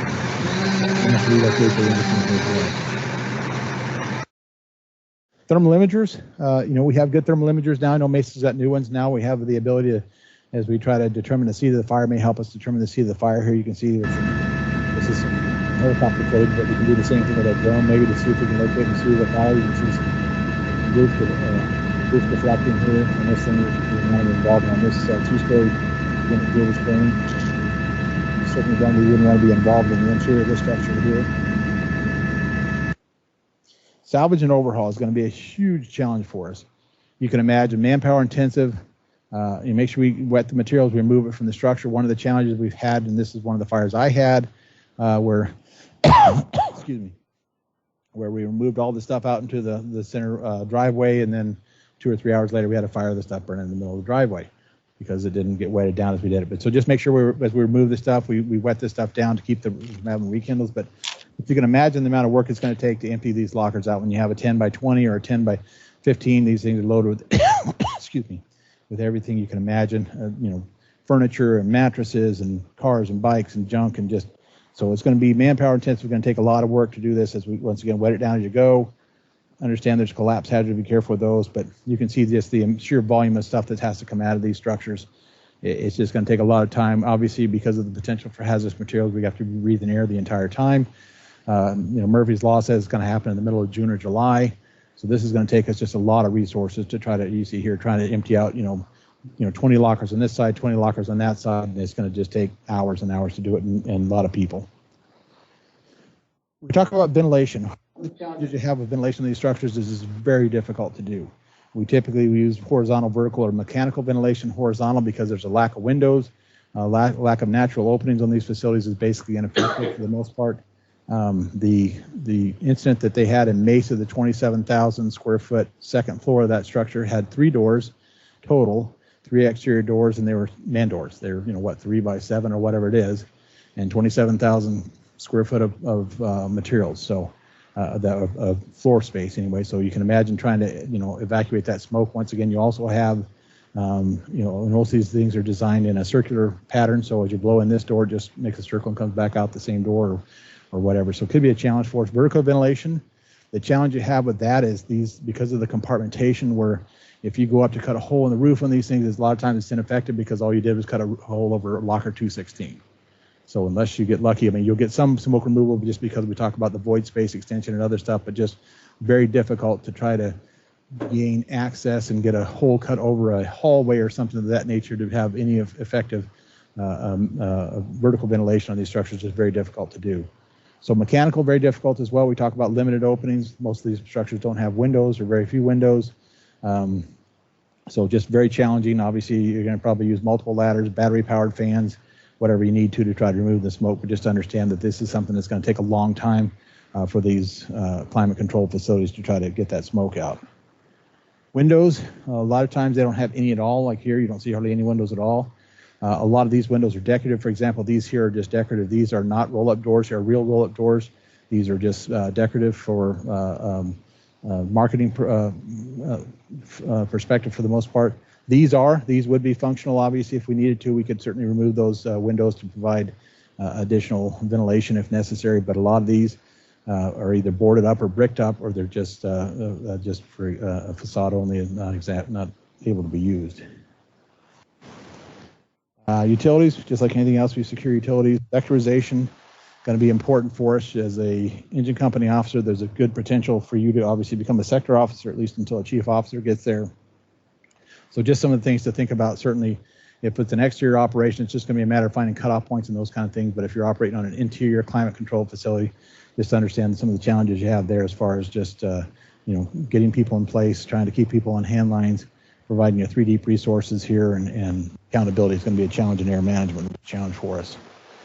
Just like anything else, anytime we're operating on the interior of these structures, we cannot get ourselves into a position where we're still in an ideal age with a vibe alert or bell going off in any situation. Remember sector tactical layering. Volume 2 talks about when we set up these sectors, we want to have at least 3 units assigned to them, where we have a working unit, an on-deck unit, and then a recycled unit is basically how they operate, and then they continue to rotate through that process until at some point in time they need to get sent to rehab and get replaced. Also, just remember when we sectorize these facilities, we need to treat these like a commercial structure, not like a residential structure. So, for example, you don't want to send somebody into that 27,000 square foot building and just call them interior. This is when we use that commercial mentality. We need to think about things, for example, being, sector 2 south or whatever the entrance point is or something of that nature to try to sectorize these in a little more effective way and a little more meaningful manner. Accountability. Obviously, for the interior stuff, it's going to be difficult because of the large size. Multiple crews may be operating in zero visibility environment, so going to be difficult to maintain accountability, but we need to make sure our crews stay in together, exit together, and enter together. On-deck crews, we have them operating in the sectors, try to get the RIC and tool bag in that location as well, if at all possible, in case we have to manage a downed firefighter. Defensive operations, just remember to put our, the deluge guns, portable monitors, elevated master streams, those kind of things, and get rid of a lot of the inch and 3/4, at least for some of those type of facilities, depending on what type it is. These are dangerous incidents. Also, I found multiple incidents with firefighters injured in these type of events, so understanding that they are dangerous for our folks, and our people can be injured or killed as well. This is a near miss that occurred in Toronto, very similar facility to what we had, just an additional story or two here, but they had an incident. You can see here that they had a firefighter fall between the 3rd and 2nd floor, which is what could have happened in our situation between the 2nd and 1st floor, but very dangerous. They were able to move them out of the structure. Nobody got killed, but you can see the facility they had there. Freelancing, this is just a reminder. They had a situation in one of the incidents in Mesa that one of the crews self-deployed. I just want to remind crews that we can't do that. It's something that creates some serious problems for us from an accountability perspective, challenges for us. So as we arrive on these scenes, obviously we have level 1 staging. We need to make sure our crew stays in direction of travel uncommitted, 1 block from the scene or whatever is necessary until given assignment by command. Make sure that this is one we've had some challenges with lately also, where our crews are given assignments by command for an additional hand line or supply line, or go to a different portion of the structure, only to get the report back that, hey, yeah, we've already committed, or we've already passed that last hydrant, or whatever else. We need to make sure we stage in that direction of travel and don't pass that last hydrant, so we have maximum options from a command perspective. Level 2 staging, we go to the designated staging location and wait until we're directed to go other ways. But just understand self-deployment. The only time that it's approved or would be okay is if we have a known rescue where you can't get on the radio and you can see somebody, that's in a window or a door, or a, hanging off a balcony or something like that. Certainly would be appropriate to deploy to remove those people. But for the most part, we can't just self-deploy. The challenge we have with that is we don't have accountability for those people. There's potential for, if we cut holes and do other things, there's potential for creating flow paths and inaccurate accountability and fire growth and other things here. So just understand command only works if crews wait for and then follow the orders and objectives they can receive from command. One other thing here, we're just about done here. Just a thing to think about here. Just about every one of these storage facilities also has RV storage. I know that's not part of the discussion today. We have a whole different class on RV storage, but just understand that these type of facilities, obviously they've stored boats and RVs. You're still going to need that same first alarm if you get there and you've got 8 or 10 of these motorhomes on fire. As a matter of fact, you may have more fire loss from 8 or 10 of these $1 million motorhomes than you would from all the materials in the storage lockers as well. So still looking for cutoff points. Watch out for the propane tanks. So in conclusion, just remember early requests for resources. First alarm probably going to be needed on most of these. A lot of them will go to a second. Design and construction of the facility is going to be a challenge for us. Obviously, the fire behavior, void space, fire extension is going to be a real possibility. Forcible entry is going to be one of your main concerns and challenges. Try to get and stay ahead of the fire. Look for those cutoff points. Consider the 2.5-inch lines when it's appropriate, no more than 150 feet into the building. Watch for hazardous storage locker contents. Keep crews on hand lines. Ventilation is going to be difficult. Pump the FDC, and salvage is going to be a challenge for us. So as we talk about this, the next thing we'll talk about real quick is we'll talk about some of these incidents and just some of the first what we'll do is we'll show you the Mesa incident here just so you can see it here, the Mesa incident that occurred. This is the aftermath of that incident. You can see here, December 10th, 2022. You can see the fire from the roof here. This is the layout of the structure, 2-story unit, wood frame, metal roll-up doors, no sprinkler system, no fire smoke detection system. They estimate the fire had been burning at least for 3 hours ahead of time and maybe as much as 6 hours prior to them getting notification. The windows that they have, you can see the windows here.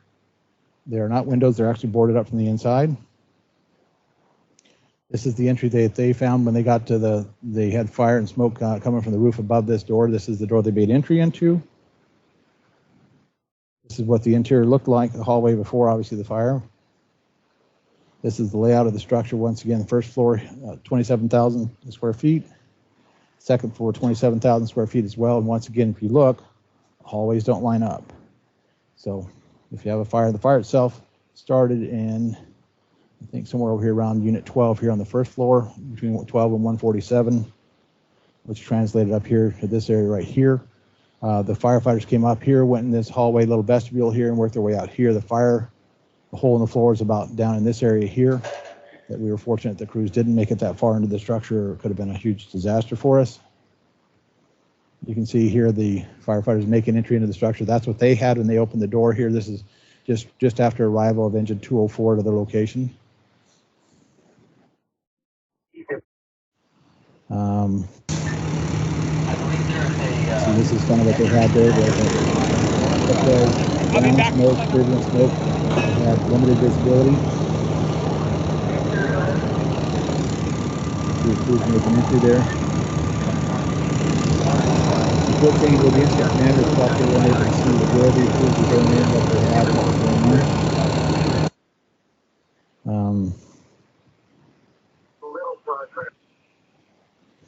This is the ladder truck went to the roof to cut for vertical ventilation, and this is what it looked like up top when they finally went defensive and crews started coming off the structure. But you can see the amount of fire through the roof here. Large volume of fire here as the crews exited the structure. Excuse me. One of the things we talked about in one of our previous classes on Maydays, we talked about the trigger phrases that come into play on these type of events. And in this incident, they actually had multiple trigger phrases that occurred just prior to them going defensive. Zero visibility condition. They had fire above the crew's heads. They were calling for more hand lines. They hadn't found the seat of the fire yet. They had some hoarding conditions on the interior of the structure. They had a hole in the floor which they weren't aware of here. So they had basically 6 different red flags here. And they talk about, if you remember back in that lecture we had back then, that anytime you have more than 2 or 3 of these incidents, I wouldn't say a mayday is inevitable, but it's certainly close if you're not careful. So this is a situation where we could have easily had a mayday if those crews would have went further down that hallway and fell through the floor here. Fortunate that we didn't. Nobody got hurt or killed, certainly in this situation, but could have been an absolute tragedy for us here. We got lucky. So I would tell you, just as a reminder, these type of, especially the climate-controlled, non-sprinkler structure is probably one of the most dangerous buildings you have in your town here.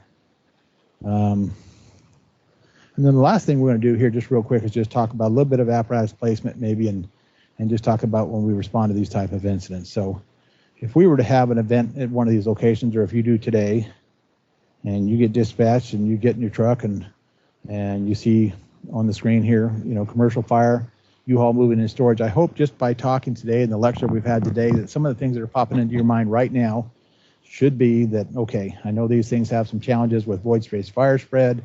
The potential for unknown contents in these structures is really a significant problem for us. A lot of these structures aren't sprinklered. I know we're going to have challenges with the resources. We'll probably need to balance this early on these things. So these are the things I hope you're thinking about just by getting into the cab of your truck and just seeing the initial dispatch. On this incident, the RP is reporting that they drove by the structure, reporting smoke from the roof of the building. Doesn't know if anybody's inside, but the smoke appears to be getting heavier. So once again, we start talking about, is this a structure fire or not? This isn't something I'm not going to go to our first alarm based upon this, because we've all been to hundreds of incidents probably over the years where we got dispatched to a structure and they said, oh, it's a lot of smoke, lots of fire, and you get there and there's nothing, or it may be something else, or it was a diesel that started up behind the building or whatever else here. So I'm not going to go to our first yet on this thing, but it's something that should be, things should be popping into your mind right now based upon what we've talked about today as far as just some of the challenges, the salvage operations, the forcible entry challenges, the zero visibility environment issues, the potential for smoke and fire spread. And here's our units. Here's the building. So if we look at our building on this incident here, some things that should be popping up right to us right off the bat probably is that this is a climate controlled facility. You don't see any of the single level stuff here. You can see this from the shadow and stuff. This is probably going to be a 2-story minimum. I don't know if it's going to be greater than that. You can see all the AC units along the outside here. This is probably going to give you an indication that this is a climate controlled facility. Access wise, just things you're thinking about from a critical fire ground or critical fire concerns here as far as what we have here. Got pretty good access on this side. Obviously, you've got access around 3 sides pretty good here. This side, maybe not so much here, but just thinking about apparatus deployment and where you can park and where you can access the structure, something to consider. Still not going to a first yet, obviously, because I don't have any indications we're working fire yet. So I get in the truck, we head down the street, still not seeing anything. I'm certainly not going to go to a first based on what we have here now. If the alarm room comes back and says we have multiple callers, certainly there's something to consider there about going to a first alarm, but based upon just what we have so far, I'm not going to the first. Still not doing anything there. Now I might. Once I see some indications of a working fire, I'm probably going to go to a first alarm and would strongly recommend at least a minimum working fire assignment, but possibly a first. I might wait the next 6 seconds just so I can get through the intersection. But once I see the facility, I see we've got a working fire, I'm definitely going to go to a first alarm. This is going to take every bit of a first alarm and probably a second alarm to manage this incident easily. So if you look at here, we've got some pressurized smoke coming out of the eaves of this structure all the way around here, brown black smoke here. So we've obviously got a significant incident working here. Looks like we've got a 2-story climate controlled facility. So hopefully that's going to be bringing a lot of things to your mind here as far as some of the challenges we have associated with this type of structure. We make our 360 of the building, you can see more pressurized smoke. More 360 here, still smoke. And then we get around to the side, and this creates a little bit of a challenge for us. As you can see here, there's a vehicle that's parked in the load and unload location. So does that automatically make this operating in the green? I would say no, but it's certainly going to be something for us to consider. Hopefully when we pull up, we see this, we're going to see somebody standing out front, and we say, is that your car? And they say, yeah, and there anybody else with you? Nope. Then it gives us that opportunity to probably consider this as not occupied, but it's certainly something for us to consider at this point because it could be a challenge for us if we have to locate this occupant inside the structure. So what do we have here? We got our sprinkler connection. We need to make sure we pump the FDC on these things, whether it's the first due company or one of the second due companies, but certainly we need to pump pump the sprinkler system. We get our command position, or you obviously the engine company wouldn't probably take that position, but just some of the concerns you have. So if we think about this building right here, some of the things we ought to be thinking about immediately right now is probably a sprinkler structure. We obviously have probably a cold smoke environment. My guess is, looking at the amount of smoke we have here, we're probably going to have a zero visibility environment on the interior of the structure. We look at the overhead of this structure, you start talking about hydrant locations and stuff. My guess is probably some of the deployment might look something like this. First company comes in, lays the supply line in, hooks into the standpipes here, or something of that nature. Now, at this point in time, we have to decide, are we offensive or defense? I would tell you we'd probably be offensive, at least initially, until we do some reconnaissance to see what we have on the interior of the structure and what's going on. But we'd have to be very careful. I would tell you to be very cautious about making entry in here. This isn't one you just want to just tell your firefighter, go in, I'll be in there with you in a few minutes. This is one you want to be very careful about, making sure we're very deliberate on our process as far as gaining access. If we make entry in here, we got a zero visibility cold smoke environment. I would tell you we'd be very careful about how far we're going to enter the structure. We're going to be listening to see if we can hear where the sprinklers are going off, to see if we can locate the seat of the fire potentially. And then we may make entry from different places. This is one where we may say, hey, look, we went in 50 feet here, and command may tell you, I want you to hold at that location or come back out here, and we're going to make entry into some of the other doors here to see if we can find access to maybe a closer location to where that fire may be involved. But just remember, once again, the challenges we talked about before. If we locate the seat of the fire, now we're going to have to roll up doors and open doors in a zero visibility environment and remove stuff out into a hallway. Going to be very dangerous for us. But we may set this thing up something like this. The battalion shows up on the scene. He gets a crew coming in from one of the other sides in case we need to make access or take lines in from different locations. Excuse me. Probably going to bring in our ladder trucks, get our ladder trucks on the corners here in case this eventually goes defensive, or may not, but at least have our units on the scene. Once again, we talk about this being a manpower intensive, but also a ladder intensive event, because this is one where we're going to talk about having to do multiple forcible entry options or opportunities here in operations inside these events. So just something to consider. These are things we need to, excuse me, things we should be considering when we respond to these type of events, because this is something where, once again, we're not just going to come in the front door and work our way 250 feet to the back side over here to try to find the fire on the second floor. It doesn't make sense. It's going to be way too, of course, this may be a situation if we're able to determine, or we're not able to determine the seat of the fire very quickly, where command may pull units out, ventilate the building, and pump the sprinkler systems we talked about before until we have better conditions. Just things to think about. Obviously, every incident is different. Every incident is going to depend on the situation they find and the interior conditions and other things. You can see there's supply lines for ladder trucks if necessary. Command van. So the next instance is going to be a little bit different. We'll talk about this one. Obviously, same situation. 5:43 in the morning for a self-storage facility fire. Report of fire at the self-storage building. Once again, not going to go to a first based upon that, probably, unless I have multiple callers. But just things that ought to be popping through your mind. Once again, we start talking about the different types of fire spread, void space fire spread, and some of those kind of challenges. This is the facility. Obviously, we didn't see the fire there, but you can see the facility itself as far as just looking at it. One way in, one way out here. We've got that center hallway structure here where we've got not only units on the outside of this structure, single level here, but you've got units on our operations of lockers on the inside as well. You got the single story lockers all the way around the outside side of this structure. And then you've got, once again, a second single center hallway structure. So we pull out of the bay, we see this kind of stuff. Should we go to a first?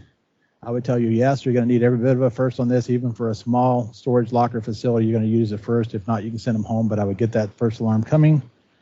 Same thing, getting a little closer. Obviously, you got a working fire. And then we make the entrance to the structure. So we can see we've got a working fire on one of the storage lockers down there. You can see pressurized smoke working its way through the building, through the other occupancies. So just something to consider. We look at the fire itself from an overhead perspective, maybe on some of the layout of the structure. Once again, if you're the first due engine company and you're looking at something like this, very tempting maybe to catch this one hydrant right here, come right over here and make our fire attack. Unfortunately, it cuts off the remainder of this complex. So this is something where we've if we're really thinking and really working our head here and we're coordinating things, maybe we come in, instead of doing that, we come up here and maybe catch this hydrant and come over here, or go all the way around, catch this hydrant, come up here so we have access to where we have the second company can come in here. Maybe the third company gets us a supply line in here. So maybe we come around and do something like this. Another thing to consider is, do we maybe do a deck gun attack? Just something to consider, just different options here based upon the amount of fire. If a door is open or closed, certainly may or may not allow us to do that. May be able to use a portable monitor, something like that would be a consideration. Certainly hand lines would be a consideration. But now we start talking about cutoff points and other things, right? We should be thinking that hopefully fire doesn't traditionally translate back and forth between these type of facilities right here. But it is possible, certainly with wind, or if you had some of this flammable liquids or some other things that might get to the other surrounding exposures. But most of the time, at least the ones I've been to, they remain in that building of origin typically. I'm not saying it couldn't happen, just as what I've seen from my perspective. So maybe that second company comes in, goes all the way around the backside, catches the hydrant, comes in, maybe to get a cutoff point here, pulls a hand line here to start trying to attack the fire and cut the fire off. We find a cutoff point, command gets on the scene, maybe says, hey, let's do a cutoff here somewhere, maybe around unit number 9 or something like that. We try to find the long side of the building, we rot off a portion of the structure. That company maybe comes in, and before they maybe lets the ladder come in as well, as they get their supply line here, and they start pulling hand lines, and then we start getting cutoff points here. We get additional hand lines on the structure itself. Maybe we bring a ladder in from the backside here with the supply line as well to give us some options. So we start talking about coverage and just think about just different options. What we hope you're thinking about here is looking at the hydrant location inside the facility and maximizing our ability. For example, here we have 4 different supply lines to 4 different companies, 2 different ladders in here, all with access to this structure. So just things to think about. Not saying it has to be that way every time, but I would just tell you, instead of just laying in from that front hydrant, blocking off the entrance to the structure and really preventing us to really having much chance of having a successful operation. So these are things to think about, just some stuff that we hope that when you get dispatched to these type of events, and you will eventually in your career, if you don't have one soon, you will eventually. But we're hoping you start thinking about some of these things as far as cutoff points, supply lines, apparatus placement, void space fire extension, the climate control stuff, the risk associated with that, the dangers associated with that as well here, and that we don't downplay the significance of these type of events. So any other thoughts from anybody in the room? Chiefs, anybody? Anybody online have any questions here? That's about all we have for today. Anybody have any questions or comments or challenges or suggestions? Anyone? Okay. Well, we appreciate you being here today. Once again, this was an event that we built here based upon some of the events we've recently had and some of the stuff I've seen nationwide and some other stuff here, some challenges for us. But we appreciate you being here today. If you have questions, give me a call, and thanks for being here. We'll call it a day.